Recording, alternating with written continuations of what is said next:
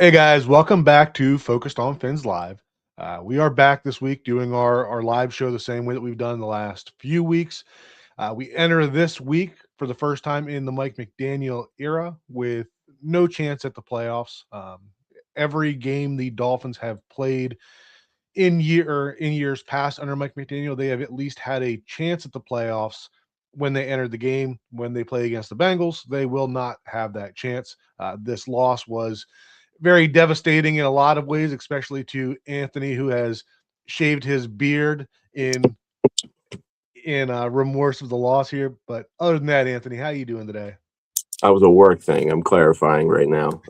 Doing okay though. Little tired, beating a cold or sick. I don't know what it is, but we're hanging in there. How about you, buddy? Yeah, not too bad. I mean, I think we all kind of knew that this is where it was going to end up at some point, whether it was Monday night, whether it was Sunday, or whether they made it to the last week of the season like they did last year and still had a glimmer of hope. It's disappointing to be entering a game that you don't have a shot at the playoffs, but at the same time, in another way, it's almost relieving. Like we've spent the last few years that those last couple of weeks of the season was always like, are we going to get the help that we need to get into the playoffs? Are the Dolphins going to win? Are these other teams going to lose? Right. So while it is disappointing to not have the team in the playoffs, there's also a little bit of relief that over the last 3 weeks of the season here, we're just going to be able to, I guess, enjoy football and kind of look at some different things that we'll talk about here. But just your thoughts on the season's not over, but it is essentially ended for the 2025 Dolphins. So thoughts on where they are right this moment. Yeah, I mean, we've kind of been prepared for this for quite a few weeks, right? We never like fully jumped back on the boat and got our hopes up, that they were gonna make it. And then after Sunday was pretty brutal, right? Like everything that could go wrong as far as like who we need to win, who we need to lose, like it all worked against us. So that was kind of like, all right, the whole 2% thing, if they went out, like that does not exist. This is done. And then big picture, when you look at it, just, again, you and I have been fans for, going on 30 years. Like, it's almost like we're used to this, and that doesn't make it any easier. That doesn't make it suck any less. Um, but just at some point, like, it has to be our turn, right? Like, you got to think by the law of averages, at some point, like, we got to find, the head coach or the quarterback or whoever it is that just changes everything, and then sets this franchise at least on the right path for give me 10, 15 years, man. And if we can sneak one Super Bowl in there, I can die a happy man. Like, but obviously that won't be happening this year. So I think that's pretty optimistic. 10, 15 years of good football seems like a long way off. I'd be, it seems like other franchises get that miracle 1 year run where they at least make the Super Bowl. We haven't even had a playoff win. Like I'll take a Super Bowl appearance at this rate. Give me a 2, 3 year run where it's actually a legitimate um, Super Bowl contending team. But you know, coming out of the Steelers game, uh, not going to talk about the result too much because that is what it is. But in terms of individual performances, felt like they failed in almost every way possible. I mean, the defense was strong in the first half and then fell apart in the second half. Even the players that were making plays early, right? You had Minka Fitzpatrick that was playing a very good game early, and then he was a big part of that, DK Metcalf touchdown where he was just throwing guys aside. And then you had Jordan Brooks, who has played excellent all year, played an excellent first half, and then gets called for a key taunting penalty late in the game. And we can sit here and debate whether that flag should have been called, but at the same time they've made a point of emphasis, don't put your team in that situation is my opinion on that. But just felt like even the players who were making plays still had critical mistakes. Riley Patterson had a long field goal there early and then follows it up, not able to hit it in the landing zone. Just a lot of stuff like that. Achan had a good game, but didn't really have the key breakaway that we needed. There was a couple of opportunities that, if he breaks one more tackle, then he's off to the races and scoring a touchdown, and we're either talking about a lead or staying within that one score game um, early in the game. So again, like it just felt like there were some good performances, but we didn't have anybody who went over the top the way that the Steelers did. Like the Steelers had Aaron Rodgers, who did a great job of changing up the pace of the game and being able to get the defense in the situations that were tough late in the game. You had DK Metcalf obviously making the huge play there. You had Cam Hayward just abusing Jonas Vainaya at some points in the game. So they had those, they played a solid game throughout. And what you find in these close games is that the team that has the star players a lot of times make star player plays, and that's kind of what happened this game, in my opinion. The middle eight obviously separated the game quite a bit, and the Dolphins never recovered from that. But again, I just felt like the Steelers played a more disciplined game, and when the light shined the brightest, their stars are the ones that made the play in the game. So, anybody that really stood out for you in this game? Yeah, I mean, I thought Achan, ran well. I thought there were holes there, so I thought when it came to running the ball, didn't seem like I don't remember the numbers box score wise, but obviously the volume was not there. Early on, man, I mean, the defense was playing lights out. I mean, some of the tackling was like where even when the tackling was good, like it still didn't feel like it ever looked like that. I mean, they were hyped, they were ready to go, they were hitting everything that moves. I mean, some of it, like Jordan Brooks with, one of his tackles on, Gainwell, the other one where I think it might have been Jalen Warren where, he swung out and he was fighting for a first down and he comes out of nowhere and finishes it. I mean, like he was laying wood, man. Jack Jones with an excellent open field tackle on the edge, which definitely stopped like a 15, 20, 30-yard run, if not more. Minka in the hole early on, left side. Like, I mean, they were playing good football, man. And, I really thought we were going to be in for a treat. We were going to be in for a tight game, which would have been actually a little surprising to me because not going to lie, I had kind of low expectations, like if I'm being honest. Um, but I think maybe, they started to press a little bit in the second half, realizing the offense wasn't getting going. So Weave tries to dial up some extra things and do this and do that. And, it leaves the defense susceptible when you start bringing heat, trying to do a little too much and force the issue, right? Where you can't necessarily just play defense and right. Like the score is not good enough. So we have to force the issue now. And by forcing the issue, again, you become susceptible to certain things. And there is not a blitz or a defense that Aaron Rodgers has not seen in his life at this point. So anything you tried to do, he's seen it. And if his clock is working upstairs, he's as good as anybody in the business. Absolutely. Moving on to the Bengals game here. Obviously, kind of a short week because they played on Monday, turnaround. Game got flexed out of the Sunday night football slot, so it's going to be a 1 p.m. kickoff down in Miami.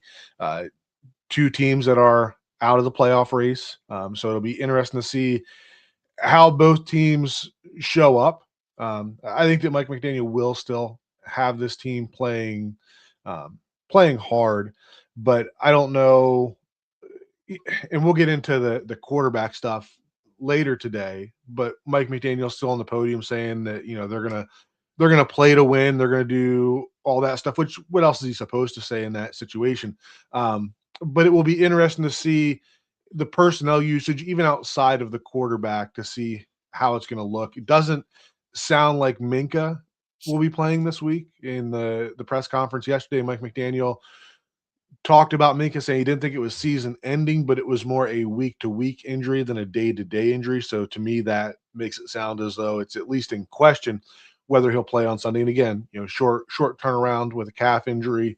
I would hate to see him in a game that doesn't matter fight to get out there and then do something to injure it even worse that carries into the offseason. So I expect the team to be a little more cautious with that. But overall, I'm going to be interested to see what kind of veteran guys start to get their snaps reduced and which younger guys start to see their snaps increase. And that, that could be in the safety room. It could be, the corners. I think when you and I, not to steal your thunder, because I'm sure this is one that you were going to mention, that if Minka doesn't play, then Jason Marshall is going to be playing more in the slot. And I think that's a big thing, right? That's the type of thing that you need to be able to see over these last few games to give these young guys the opportunity to see what they can do on the field so that you know what you have going into the offseason and you can kind of set your expectations. I know that, we'll talk about the GM at some point as well, and you don't know what that's going to be, but you still have to, in my opinion, these last 3 weeks should be a bit of a fact finding mission on the roster, right? We think we know what we have with certain players, and with, you can't do it with everybody, but in some ways you need to, go from thinking you know what you have to finding out what you have and knowing whether or not that's something that you need to fill in the off season or whether you can allocate those limited resources they're going to have in other places. So what thoughts do you have on the Bengals game coming up on Sunday?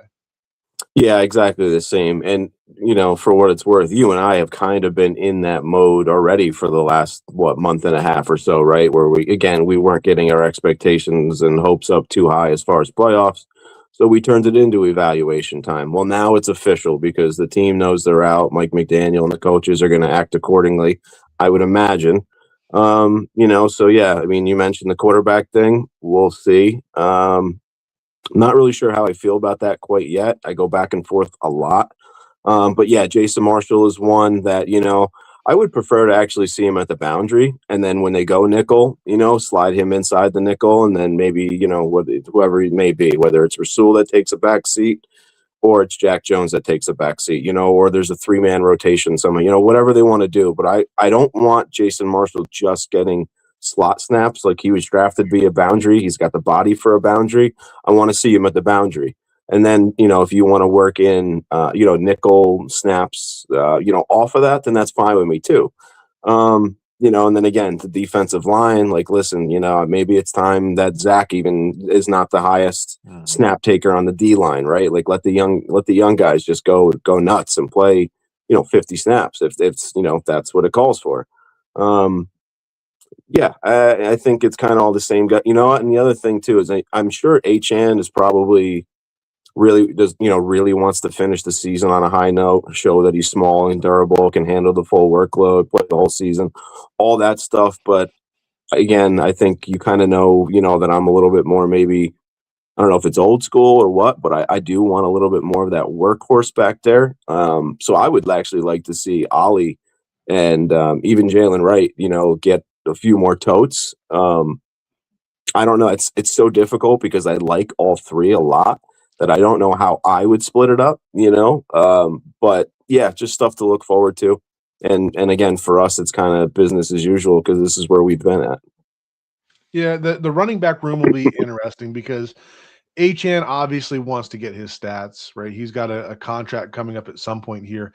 And while, common sense, if you're on this fact finding mission, would say that you start to give the bulk of the carries to Wright and Gordon to find out what you have there and find out who's going to be your number two.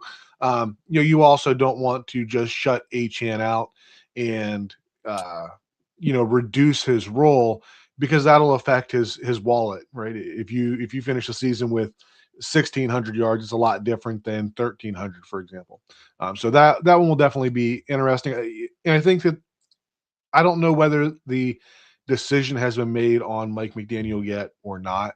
Part of me kind of feels like, um, and I had talked before when I talked about wanting to blow everything up, that part of the reason I wanted to do it at that point in the season was that I wanted to get a new GM in here to have his opportunity to see what's going on, to be able to get these evaluations in, right? And as we, move into, outside of the game talk and talking about some of the different personnel stuff and front office stuff, just a reminder to anybody that's listening, throw your questions in the chat here and we will answer anything that comes across there. But as we get closer to the end of the season and we see the team not folding under Mike McDaniel, still playing hard, it makes me wonder whether they are really leaning towards Champ Kelly being the homegrown GM in a sense, and that they're going to carry it over with Mike McDaniel. I think that these last few weeks and the way the team responds is going to be a significant factor in that, right? If this was last year's group and you had guys like Tyreek and Jalen Ramsey, right, I would kind of expect the wheels to fall off the same way that it did after that, week 17 loss last year when Tyreek was saying he's out. But feels like the leadership group they have and we're going to find out whether the culture they've built is legit or not over these last few weeks. If they have built this legit culture over this season with the new leadership in terms of players, then we're going to see a team that sticks together, still plays hard, and is still looking to build for the future. If this is another situation like Bradley Chubb said, where they were just lying to us all year last year, then we're going to see it fall apart and everybody's going to start doing stuff on their own. But here's kind of a question I have for you, because we'll get into potential outside GM and head coaching candidates at some point later in the year into the offseason. But in my opinion, if they decide to move on from Mike McDaniel, the the best head coach candidate for next year for whatever team might be on the staff already. Like Anthony Weaver is probably going to be the hottest name on the market. So, could you see a scenario where they do decide just to roll it with Champ Kelly because he's been here, he knows what's going on, and for the sake of continuity in a sense, keeping Champ Kelly here because they want to move to Anthony Weaver being what should be the hottest candidate name in the offseason? Could you see a scenario where they move on from Mike and they promote to a head coach from within? Because I don't feel like that happens very often in the NFL. Yeah, no, usually it's the whole interim thing, which I never liked that about the whole interim, like a head coach gets fired, then somebody takes over and then they're here for 4 weeks. And, regardless of like they do a good job or not, it's just like, well, that was it. And now they're gone because they don't want that person to stay as head coach. And they feel like they can't demote them back to like where they were. So it's that whole dynamic I've always found very, very weird, whether it was like Rich Bisaccia, Dan Campbell, right? Like all those guys stepped in for a little bit, and regardless if the players fought for them or liked them, they were out the door very shortly. So weird dynamic when it comes to that stuff.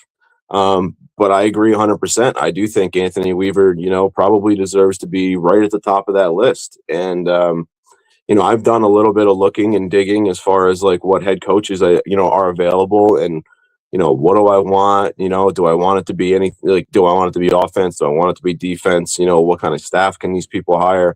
Where have they been? There's a lot that goes into it. I haven't seen anything that's screaming like, hey, I'm the guy, right? There's no Ben Johnson this year. In fact, Ben Johnson, I mean, it might be Anthony Weaver from a defensive perspective. I mean, to do what he did after these young guys got acclimated, I think he kind of earned his stripes again, And then as far as Champ Kelly, I really don't know. It makes sense, right? I mean, the whole just kind of following the breadcrumb trail, like it makes sense that he would be the guy that stays, but the Dolphins never do what's expected or, anything logical. So I'm really not quite sure what to make of all of that, but I think once we get the first domino to fall, I think it will kind of, clear some things up.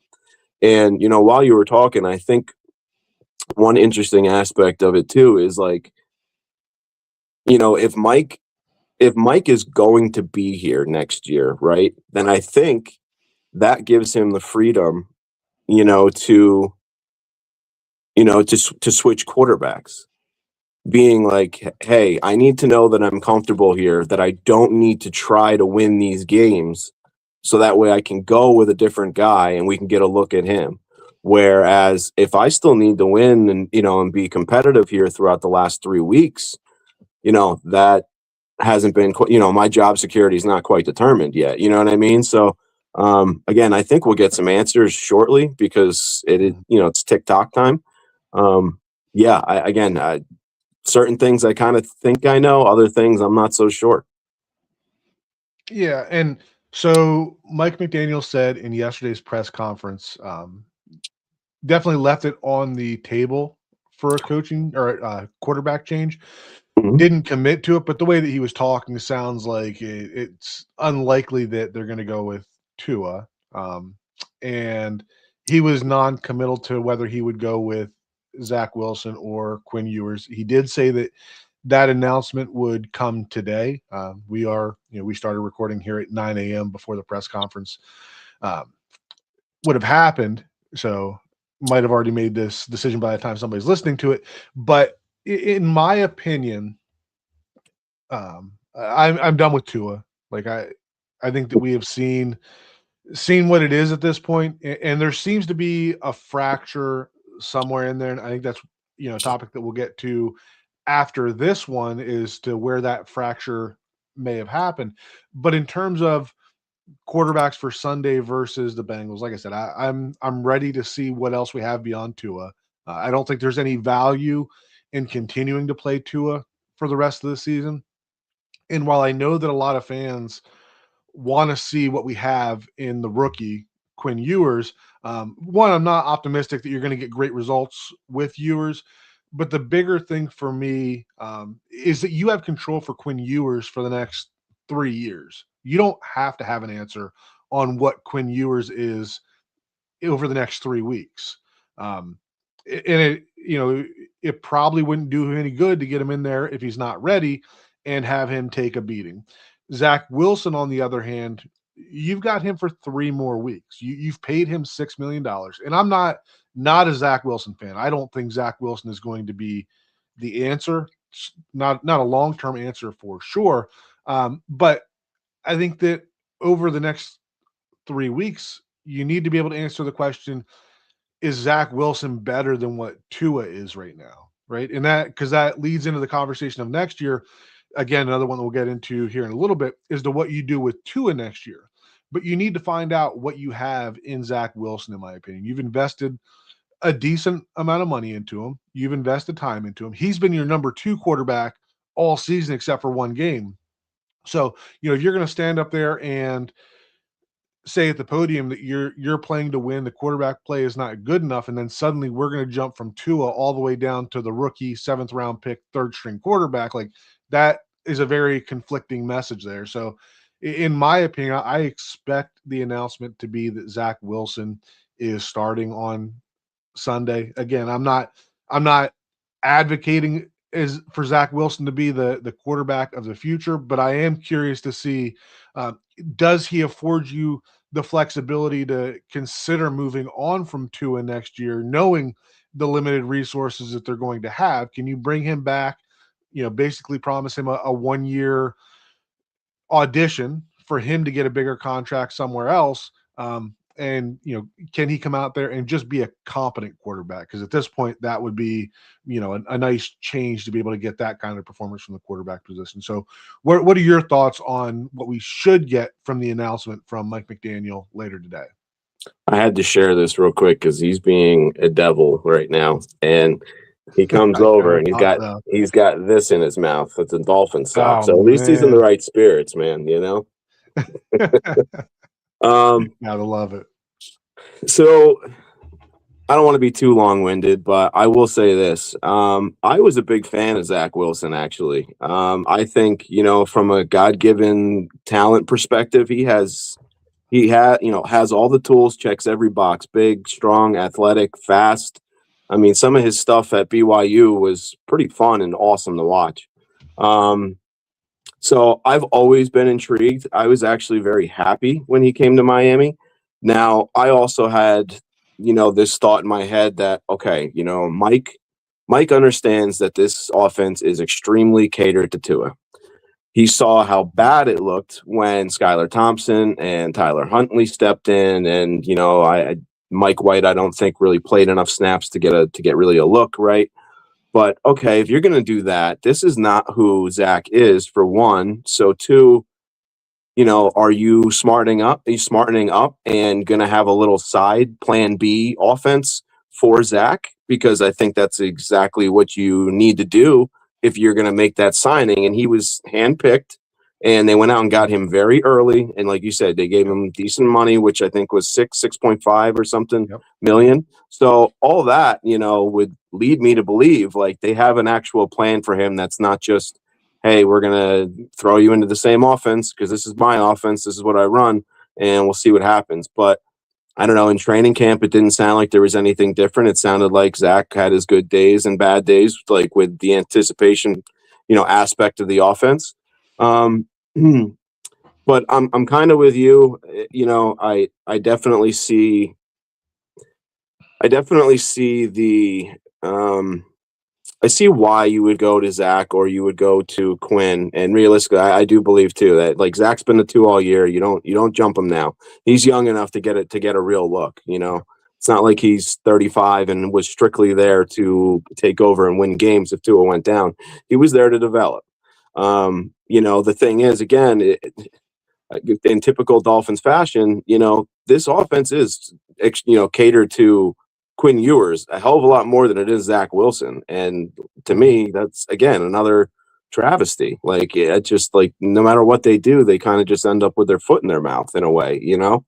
Um, and as far as Tua, I'm unsure about what to do, and that's speaking because of all the factors, the contract and this and that. I don't he cannot be, again, I know this is a kind of a whole separate conversation, but he cannot walk in the door next year and be starting quarterback by default with no actual plan B or anything. I'm not saying that, but I am unsure about whether to get rid of him or not. And I'm unsure about whether that means you bench him or not. I think if Mike McDaniel again is still auditioning, then I think Tua should still be auditioning in a way. But there's again, I'm with you at the same time where there is curiosity.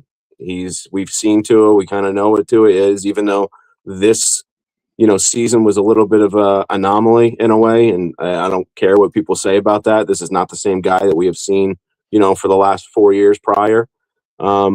So yeah, I'm kind of, again, this is one of those situations where I'm actually really glad that I don't have to make the decision because I'm not exactly sure which way I would go. Yeah, I don't there's not great decisions to be had, and I think that part of the audition part for Mike McDaniel as, the offensive guru type thing is that if you're going to give him the opportunity to choose a new quarterback next year, then I do think there could be value in seeing if he can tailor an offense that makes Zach Wilson look like a decent quarterback. Because, like you said, if you go out there and you run the same offense that they have tried to run with Tua, it's not going to look good because that's Right. not Zach Wilson's strengths. But maybe if you get him on the bootlegs, on the rollouts, where he can use that athleticism a little more. I see Griffey's being a little of He a is pain in he the is ass on today. one today, brother. But and seeing some people talking about how Tua played in that fourth quarter, the way that he seemed to be a little more free. I'm a little hesitant with that because the Steelers were only rushing four there, and it was almost always just your front four linemen. There was no sim pressures, no blitzes, right? So it was very easy to find the escape lanes in that sense. Um, but I guess the next thing I want to ask you about is what what went wrong? Like, you said it. This is not the same Tua that we've seen in the past. They were saying on the broadcast that all of Tua's interceptions have happened against zone coverage, and the first thing I thought of there is, well, it probably happened in zone coverage because we don't get enough separation in man coverage for Tua to even feel like he can throw the ball to him.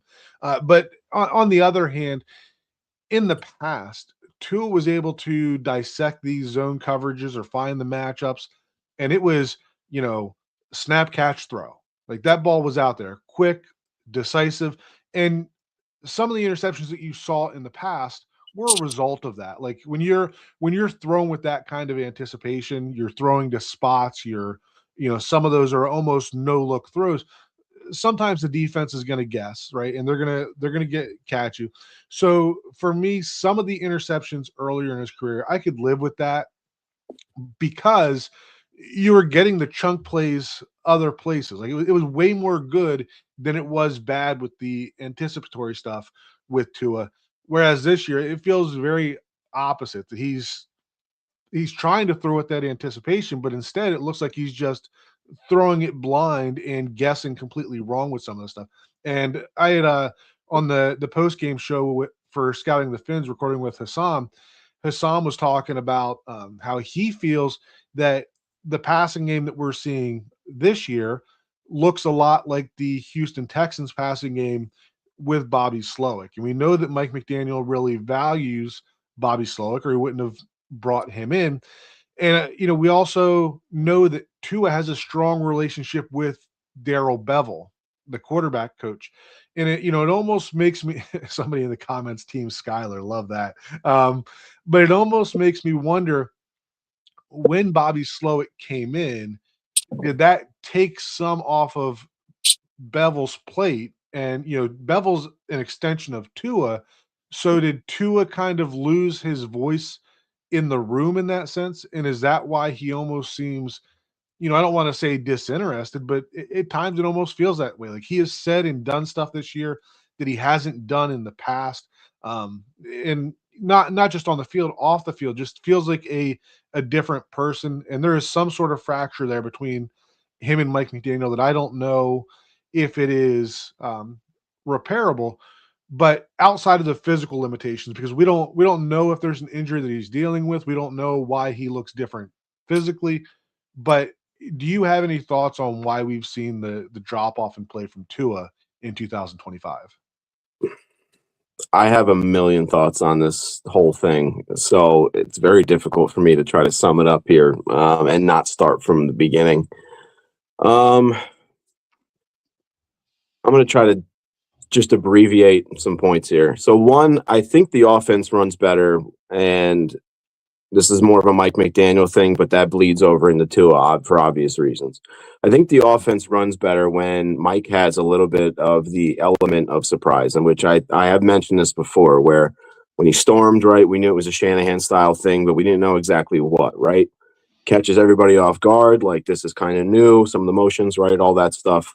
Okay, great. Tua looks phenomenal. In the beginning, I thought Tua looked pretty good, but they were kind of focusing on the run game when Tyreek went down, so you had the bombs to Waddle. Again, Tua looked pretty good, efficient, still some boneheaded picks in there, whatever, but Waller all of a sudden, and then you have the 4 touchdown game. So it's like, it's still there. I think now that we've seen that, our teams have seen that, there's kind of been the adjustment, like, okay, so this is what they're doing now, and then obviously they went the direction of the run game. I think at one point I was really wondering and curious if the hip and the ankles, were getting old, and, obviously playing in the cold doesn't help when, those things, when those things are hurting. I had a lot of questions, but I really do. I think for Tua himself, for one, I hear all this stuff that's very vague, just his off season, as far as where his focus was and his training regimen. You know, it wasn't normal. I guess he fired a lot of people, from what I understand. Um, I don't know how that affected him. I don't know what the training was like. I don't know if, he chilled out a little bit and there was a lot of pressure, because I mean, he gets beat up a ton, in the media, and sometimes rightfully so, and sometimes it's insane that we're talking about this sort of deal. Um, yeah, man, I don't think I can put my finger on one thing. I just think we're at a point here where there's been multiple chances, and I think we're just at a point where it's like it's best for both parties to kind of go their own way at some point very soon, or at least not try to make Tua the face of the franchise if he sticks around for one more year as a backup because of the contract and all that, right? Um, but yeah, man, I could point to 5 or 6 things, but it's so weird because it feels like every week I'm like, well, okay, look at that though. Like that kind of kills what I was just thinking, right? But then the next week, 2 weeks later, like it pops up again, and I'm like, is he hurt? Is he, this and that? Like it's very difficult, because it's he's a very unique player, and it hasn't been like a clear cut answer. I don't know if anybody is like mechanical or anything like this, but it's kind of like when something doesn't work, you pull it all apart, right? And then you put it back together and it works and you're like, I did nothing. Like there's no clear cut answer. You don't know what you did, but it's working, and that's like sort of kind of how I feel about Tua sometimes, where it's like, what is the difference today when he's ripping, his zingers and they're on the money and in stride, like he looked good the first drive, right? I mean, he only threw a couple of passes, but they were where they needed to be. And that's kind of the Mike McDaniel thing, right? Like the script always looks good, but then it's after that, so it's so difficult to say, but um I don't know. I would say this: if you went gun to head, I would have to say that I think the whole I can't be touched, because if I am, then I'm selfish and I'm the poster boy for concussions and all that kind of stuff. And he's basically playing like tag, and he cannot afford to be it ever. And he's doing things, that you normally don't do on a football field, because when does a football player not get hit or not get tackled, right? Like that's no way to play football. So I have to imagine that alone has a huge effect. I mean, it would for me if you told me, hey, you can't do this. Like, you know, um, yeah, just weird, man, but sad. And I kind of, like I said, I kind of think it's time to move on, man. It's at least they need to really start thinking and getting the wheels, moving here and at a park. Let's put it that way. Yeah. So, all right, I'm going to give, I know that was a lot of give you babbling, but like, I mean, that's no. that's the Tua conversation of like 6 years, man. It's a Yeah, wild you're good. ride. We're gonna continue it just a little bit here. We have asked for viewer comments, and Luis Felipe Benito has been very active in the comments, so I'm going to give him a little bit of time here. Right, Tua is good as long as you don't watch him in the playoffs. That was our team Skyler guy. Tua on Fresno State would be a 6th round pick. Bad evaluation. Draft damaged goods. Tua injured. Tyreek 3 years of underthrown football. Wrist, then knee. Next one has a little bit too vulgar to put in there. But and then his last one, find find a QB, not an excuse. And I know you and I are on the same page. This is not the same Tua that we've had. And I kind of want to go back to um I don't necessarily agree with the bad evaluation part of it, right? He would have been my pick. Like it would have been Joe Burrow was number one for me.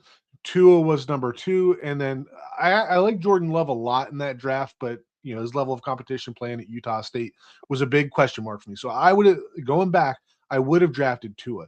And when you go back and you watch his film at Bama, like he was a stud. Like he from the time he came in as a freshman to the time that he injured that hip, he was lights out. Had he played that full season, he'd have been fighting with Burrow for that top pick. And if you go back and you remember, the year that he injured the hip, the year that he then came out was also the COVID season. So the evaluation process, like evaluating that hip was going to be a challenge no matter what. Yep. And then you throw in the COVID stuff, and you almost had to throw a blind dart at that. And going into Alabama, Tua was one of the top dual threat quarterbacks in the country. Clearly, he's not that anymore, right? So, I feel like we were kind of cheated in a sense by the pandemic, that we couldn't evaluate. We couldn't our not that I trust the doctors on the team. We've seen way too many things on there, right? Mhm. But they couldn't even really get their hands on him. They couldn't work him out to see where the hip was as much as you'd like. So I push back on the bad evaluation part of it. And I guess just part of that is because I'm not going to go back and change what I would have done, right? I'm not going to sit here and, you know, uh, hindsight's 2020. Obviously, if I could go back and change it at this point, I would. But NFL teams don't have that benefit, so I do disagree with the idea that it was a bad choice at the time. But I do agree with at this point they need to to find a solution, not an excuse. Like we've clearly reached the end of the line with this whole Tua experiment. And, you know, after you get a chance to respond to that, we're going to get into, some of the contract stuff and what options there are for next year with Tua. But like I said, just going back to 2020, I'd have made the same decision then. And at this point, it's time to do something different. So I want to give you a chance to respond to Lewis on there. And I gotta go off stage for a minute, but I'll be back Sure. before you're done, I'm sure. Cool. Yeah. So I can go back in time and we had heard about Tua for quite a while. So for me, I was all aboard the Tua, the tank for Tua train. But once Burrow started to light it up, yeah, I mean, I had hopes that we would be high enough to grab Joe Burrow, and if we decided to move up and make a trade for him, then I was okay with that too. But I thought Tua was a pretty good consolation prize. I will say over the years, I have learned myself very well. There are certain positions that I have all the faith in the world in myself in evaluating. And then there are positions that I will gladly defer to somebody else because for whatever reason, I don't see it right, or I can be fooled by things or whatever. So I'm somebody that's very aware of my strengths and weaknesses. So, I listened to everybody else basically when it came to Tua, and I was a fan of kind of his character and all that and who he was. So I had no issue with that pick. Obviously, at the time, like one of the major differences is like, I mean, Herbert is 6 foot, what, 6, right? I mean, rocket arm, and you're like, well, that looks pretty cool. But again, unsure of this and that. You hear things, right? And during draft time, you don't know what's real, what's not real, because there's nothing but rumors floating around to jockey guys up and down and get them where they want to go, and the agent wants them to go. So going back in time, again, I can't say, anything different because I probably would have taken Tua at 5 myself. And then just, there's a couple of these, like I see, the comments, like just because we're supportive, like I feel like I need to clarify this, like just because we're supportive of Tua and, we see what he can become and understand, what the dynamic of the quarterback position is when you look across the league, like, that doesn't mean that we're ever putting Tua over the team. Like you and I will never do that. Are there people? I'm sure there are. And there's a couple like, wild ones on Twitter. But again, you and I will stay as rational and unbiased as possible because we can look at the game from a coaching perspective. And reality is Tua does do some things well. And again, this year is different, but I'm speaking over the volume of his career. Tua does some things very well that you can win with. But yes, you do need a little bit more than say, Josh Allen or Patrick Mahomes do, because they can do things, that nobody else can. But the problem is every team is looking for those guys, unless you have Mahomes, Lamar, Burrow, right? There's like maybe 5 of them. And after that, everybody else is kind of like, we got to make it work with what we have. I'm sorry, but if you like, I'm not throwing Jalen Hurts in that. Like none of these guys, like they do stuff very well. It works for their team. They've figured out, how to use it and how to win with it. But they don't work in every situation. These are not like just plug and play quarterbacks. They have to be fit into the right system, the right situation to be successful. So the bottom line is like, I will never have an issue with the team trying to go and upgrade and continue to draft quarterbacks, right? 4th round, 5th round. Let's just keep, a revolving door going as our QB3, QB4, see if we strike gold somehow, right? I'm never opposed to that, regardless of who we have starting. But at the same time, if there's not a clear-cut guy that you can upgrade with and automatically have a plan and get him, and it's going to lead to wins right away, then no, I'm sorry. You don't just say that guy sucks, I'm done with him, move on. Like it's not the way it works, man. If the team's operated like that, I mean, if you think the Dolphins are bad now, boy, oh boy, man, it would be a lot uglier. I'll just say that and leave it all there. Yeah. All right. So moving on to what you do with Tua for next year. I know that I've been sitting here and, just a reminder to anybody that is watching or listening, this is probably the last topic that I have. Don't know if Anthony has anything after this. Last topic that I have, but looking for questions, preferably non-Tua questions to finish up the show. But talking about what we do with Tua next year, and I've been sitting here saying that I'm done with Tua. We need to find a way to move on. But the reality is that that's going to be tough. The Very. only way that I see that you could really not have Tua on the roster next year and have it make sense is if you can find a trade candidate, right? And that's going to be minimal return, and you're going to eat a ton of the salary, and you're really just looking to do damage control. Because looking at to his contract, if you just flat out release him, then you are getting 100,000 or 100 million, 99.2 million in dead cap in 2026, and you're not gaining any cap, you're losing 42 million for a team that's already starting as a 10 or 11 in the hole for next year. Like, you can't do that. To release him as a post June 1st release, one of the things there is that you don't even get that cap space until June 1st. Um, but at that point, you are still in the negatives in terms of cap savings. You still lose an additional $11 million to post June 1st release him. And then you have your dead cap is 67 million in 2026. And then the difference there is pushed out in 2027.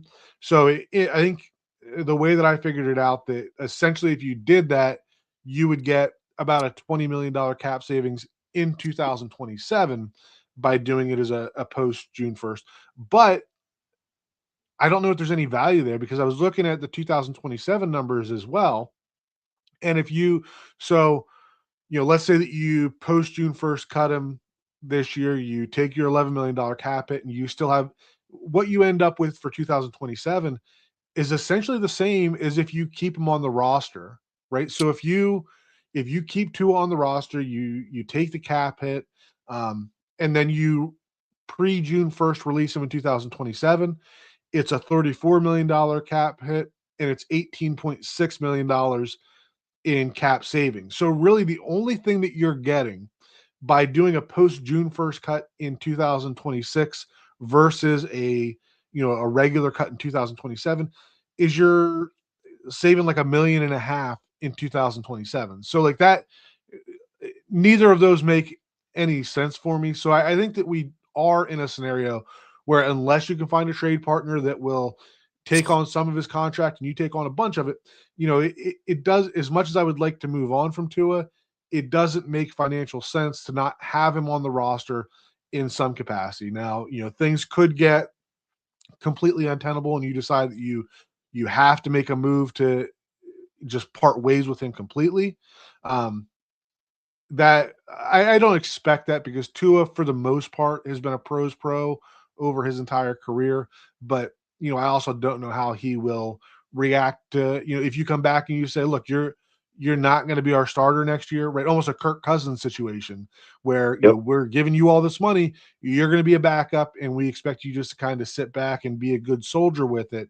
Um, Never know how a player is going to react, that especially a player like Tua that may feel like the franchise so far in his career really hasn't done him any favors. So I know that you have looked at some of these numbers, and I'm just curious if you have any thoughts that are different from that in terms of what we could do with Tua for next year. No, I think you kind of, laid out the picture nicely. Because obviously the other two big names, big money guys on the roster are Tyreek Hill and Bradley Chubb, right? Chubb was kind of like had his foot out the door this year. Tyreek was, part of, trade talk for quite a while now with the injury and what he's getting paid. I definitely don't expect Tyreek back. with Bradley Chubb being kind of just like, what was he, like the Walter Payton man, right, of the year, or right, like he's been a great Dolphin, a good pro, so I wonder if they'll try to retain him just again at a lower price. But that was one of the things I looked up where, like, and this is why I brought it up. Everybody wants him gone, but again, like, does it make sense? Like, you don't just do things. Like, people talk about feelings, right? When you say, like, oh, put the team before feelings, well, put your brain before feelings, because if it doesn't make sense to get rid of Tua because it's going to kill us financially, then then you're going to have to suck it up and deal with it.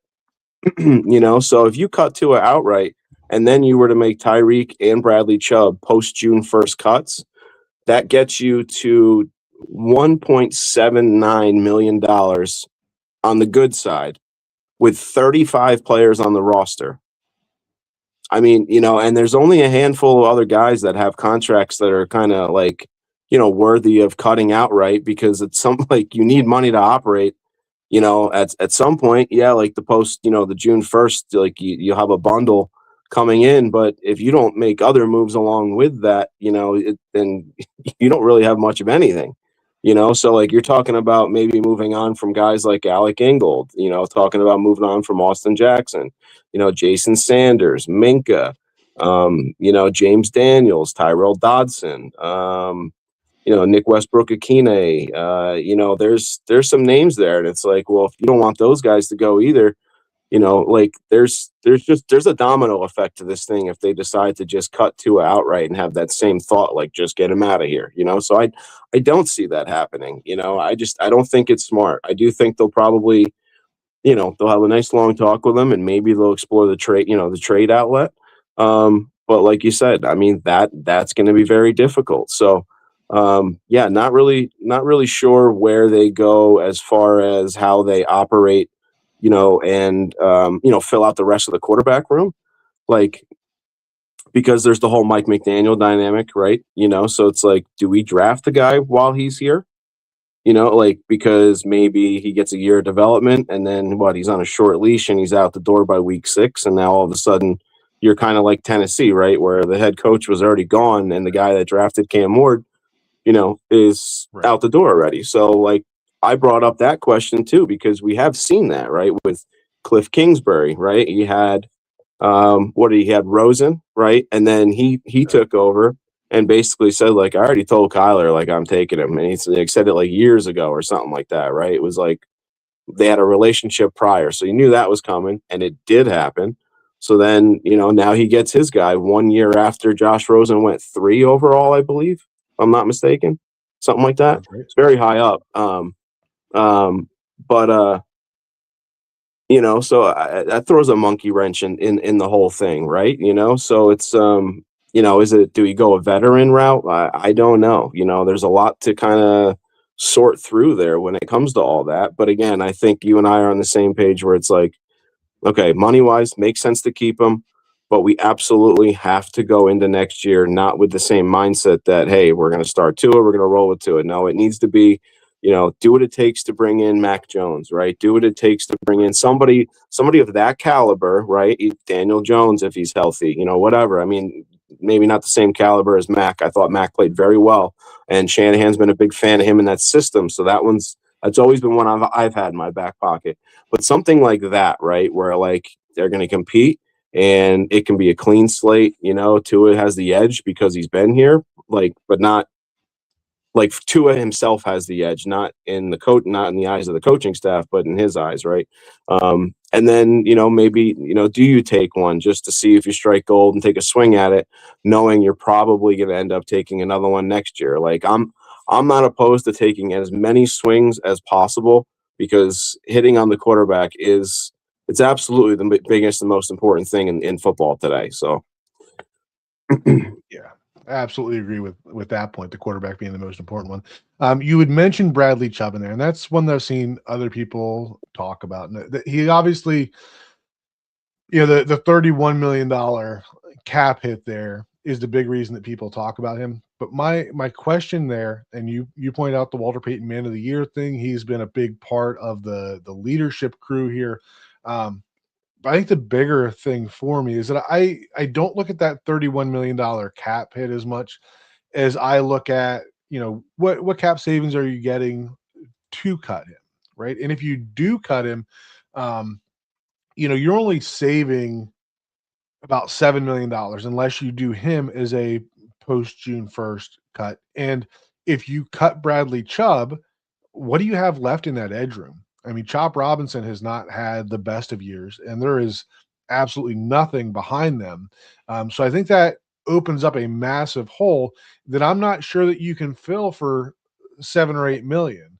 Now, the other part of that is that Bradley Chubb does have a base salary of 19.45 million in 2026. So I do think that he could be a restructure candidate. Maybe you utilize some of those void years. He only has one void year on his contract right now. Um, so you could utilize some of those void years for Bradley Chubb, and you could create about $18 million in cap space by restructuring that contract. So, I'll give you a chance to talk about that one. But the one question we did get on here as we kind of wind it down today was, what do you guys think about paying Achane? I honestly don't know if he can handle the workload for another 2 or 3 years. And this is one that we talked about, I think it was last week or maybe the week before, that we had a pretty in-depth discussion on what we would do with Achane. And the more that I've thought about that, I would not pay him right now. Like, what does he have left on his contract? He's got one more year left. Is that correct? Should be after 2026. Yep, 2026 he would become a unrestricted free agent. So in one sense, you would you want to sign a player a year early rather than a year late. Otherwise, you end up with the Robert Hunt and Christian Wilkins type deal. Um, I'm pulling up the NFL franchise tag numbers to see if I can find this quickly. But the thing with running backs, and I'm not finding it quickly, but running backs typically aren't when it comes to franchise tags, are not a high high number there, right? So you could easily have him play out next year and then franchise him in 2027 and still have at least 2 years of control with him to make sure that he's capable of handling the workload and finding out whether he's going to be, part of the plan for the future. Because one, you don't know who the GM is, you don't know who the head coach is going to be, and hopefully, by middle of next year, you can have a better idea on that. And if it's hurt Achane's feelings that he didn't get a deal this year based on the way that he performed, well, then, make him perform, do it again next year. And if you can't come to a contract that makes sense, then franchise him for 2027, right? And, just push that out. I don't feel like that's a decision that I want to make right now. So, not somebody I want to get rid of by any means, but not ready to give him the probably close to a record breaking contract that he's going to be looking at. So, give you a chance here before we shut it down, Anthony, to respond to the idea with Chubb and the idea with HN there. Yeah, with Chubb, again, I think he's kind of earned that, right? Like, in my head, I was going, man, who would have thought that we'd be considering Bradley Chubb for a restructure again, where it felt like for the last, I don't know, 18, 24 months, we've kind of been like, how do we get this guy out the door? So, good for him, and fully agree, again, like, he'll help you create some cap space, but I don't think you can create enough to fill him, I mean, unless magically Ruben Bain drops to wherever Miami's selecting, and then you move on for him after, but I highly doubt that that's going to happen, right? So I'm right there with you. I think, again, I don't want to say anything solidified yet because we haven't done like the super deep dive on anything, but I think, you throwing that as an option is one that makes a lot of sense to me, off the bat, that it's like, okay, let's take a look at that and see if that really does work.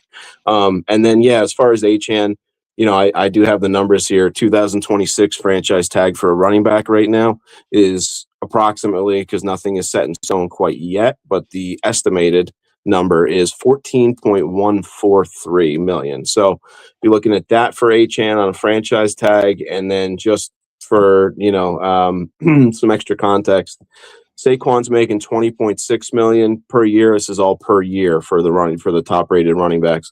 McCaffrey's at 19 million. Derrick Henry's at 15. Jonathan Taylor's at 14. I expect he probably gets a bump after this year.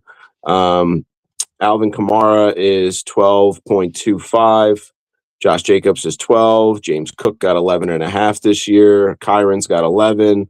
And Aaron Jones has 10 million. And then after that, you start getting into Joe Mixon, James Conner, Montgomery, those kinds of guys in there, at least in single digits as far as the millions go. So with that in mind, that's kind of what you're looking at. But I don't really even care what it is. Again, without a GM, I don't know what we're doing. I mean, if somebody walks in the door, or whoever it may be, and says they want to run a power run game, do you think they're going to look at Achane as their guy? I highly doubt it. So again, it's just more stuff that really needs a domino or two to fall before we start, trying to make any calculated, guesses on what we think, is going to happen, and then what we would do. I mean, listen, if you're going to say you hire me, I don't know. I don't know what I would do. I don't know what I would do with Achane. He's young, but I think where I stand on him as well. And the person that asked the question had mentioned, can he stay healthy for 2-3 more years? I don't know. Like, he does a very good job of not taking big hits, but it's the NFL. I feel like that kind of wears, it's not a guarantee that he can do that every year is what I'm getting at, and injuries pile up. So, if it takes one good one and it's to something, bad, I mean, it could change the way he plays, the rest of his career, and I mean, that can happen to anybody. I don't want that to sound like a cop out, but Right. Again, we're talking about a 5'9" back that's 190 pounds, like you look at Barry, he was 5'8", but he was over 200. Frank Gore was over 200. Like, these small guy, Emmitt Smith, short, but all over 200. Like, these guys were thick. Achane is not thick. That's the part, that bothers me, and why I feel the way I feel is just because his physique and his body are very different than those other small guys. And I think that's the part that worries me. Yeah, absolutely. And as always, we're kind of on the same page with a lot of that stuff. As we move into these last 3 weeks and towards the off season, obviously we're going to start to move less from game to game analysis and try to move more into off season stuff. So if you're watching or listening to this later, make sure to leave some comments in there if there are specific topics outside of the normal free agency, draft, GM, head coach. If there are some topics that you would like us to discuss, make sure to add them in the comments there, and we will consider them. Always trying to do something a little different here, right? There's plenty of Dolphins content out there, and we want to be part of that, but we don't want to just be the same stuff over and over again. So we're looking for what you guys want to hear. But as always, Anthony, appreciate your insight, your opinions. Always love talking to you. To the viewers in the comments, appreciate you guys in there as well. Continue to leave comments under the video, and we will do this again next week and see where we are, see what the team looks like after playing a game that means nothing in the grand scheme of things. So talk to you later, Anthony. All right, buddy.